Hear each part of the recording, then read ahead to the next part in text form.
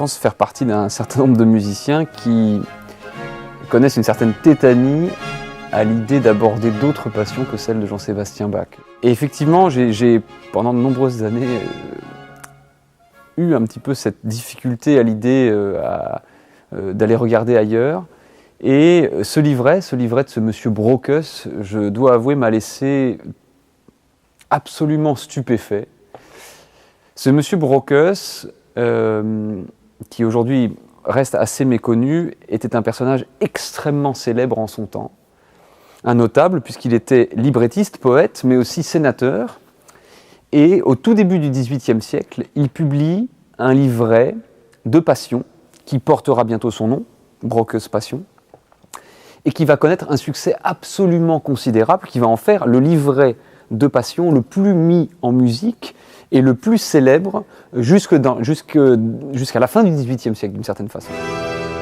On est à Hambourg, au tout début du XVIIIe siècle, et très vite, les grands compositeurs les plus célèbres à cette époque-là, donc Telemann, Reinhard Kaiser, Georg Friedrich Händel, aussi des un peu moins connus comme Johann Mattheson, qui fut surtout un grand théoricien, ou aussi Stölzel, qui fut aussi un maître de chapelle important, vont tous mettre en musique leur propre version de ce livret de Brockes. Et ce qui frappe avant tout dans ce livret, c'est sa théâtralité. Je dois avouer que malgré cette tétanie autour des passions de Bach, j'ai été, encore une fois, et je crois que c'est le bon mot, absolument stupéfait par l'expressivité, par la théâtralité, par les effets parfois absolument saisissants de cette musique de Telemann, sur lequel se bâtit notre projet de pasticcio. Pour ce concert, il m'a paru intéressant de ne pas me limiter uniquement à la musique de Telemann. Il se trouve que donc, en 1712, Kaiser écrit sa première Brockes Passion. Il est tout de suite suivi par Händel et Telemann en 1716. Ensuite, un peu plus tard, viendra Mattheson, d'autres compositeurs dont je vous ai parlé tout à l'heure. Et en 1723, le succès est absolu. La Brockes Passion, notamment à Hambourg, est donnée chaque année. Et là, on parle plutôt de concert, c'est-à-dire que c'est une passion qui n'est pas vouée au cadre liturgique, ce qui est aussi une nouveauté. C'est-à-dire qu'on s'y rend comme à un concert.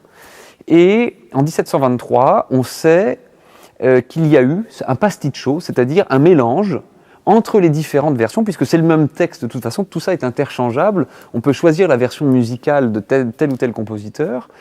Et il m'a paru intéressant de me plonger dans cet exercice, à savoir d'avoir ce qu'il me semblait être la musique la plus forte, la plus directe, la plus saisissante, la plus théâtrale, parfois la plus touchante, parfois la plus profonde, de ces différentes versions, tout en conservant de façon absolument nette l'ossature, la structure, c'est-à-dire notamment tout le récitatif, de la version de Telemann, mais s'autoriser, comme en 1723, et d'ailleurs on pense que c'est Telemann lui-même qui avait réalisé ce pasticcio, comme en 1723, panaché avec des éclairages musicaux différents venant d'autres compositeurs, ce qui donne un ensemble assez étonnant, où on passe d'univers musicaux assez différents, et je l'espère très riches, et qui donne aussi du coup un récit de la passion incroyablement varié, contrasté, et je l'espère saisissant.